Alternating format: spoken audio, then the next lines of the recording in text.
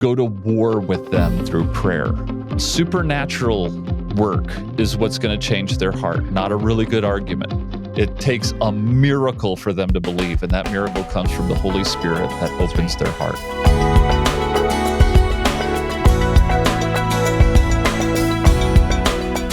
If we have children or maybe even family members who have, quote unquote, deconstructed their faith, they've gone through this process of just saying, I don't believe it anymore. I no longer hold tight to the biblical worldview that you taught me and to the truth of God's word.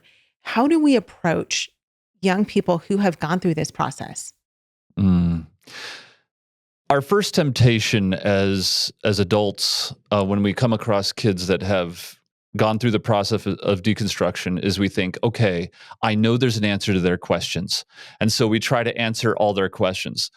The problem with that is the questions they're asking are based on the premise of the world standard of how to become certain about something. Always remember that.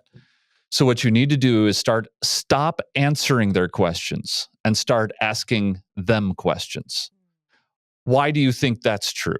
Okay, You seem pretty certain about that. What made you think that's true? And what I call it, I did this with my students in my philosophy classes in secular schools. I would play the who said game. They would say something, that they were very sure about, and I'd say, "Oh, really? Who says?" And trying to trace back, where are you getting this? Why do you feel so secure about this? Yeah. The more questions you ask, the more unsure they will be of their position. The next thing you can do is go to war with them through prayer. Prayer is going to be one of your most powerful tools that you're going to have, because again, supernatural work is what's going to change their heart, not a really good argument. Yeah. We think a really good argument is going to get them one day and they go, oh, but that's not what Romans 1 says. Romans 1 says that they're going to suppress the truth with their sin or unrighteousness. It takes a miracle for them to believe, and that miracle comes from the Holy Spirit that opens their heart. Amen.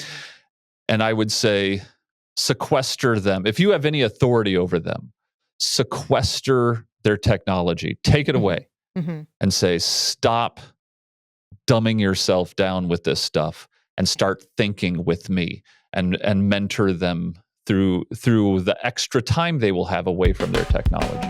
Homeschool Insights is sponsored by CTC Math. If you're looking for a great online math program, visit ctcmath.com and try it for free. For more great homeschool inspiration and resources, listen to the Schoolhouse Rocked Podcast every Monday, Wednesday, and Thursday.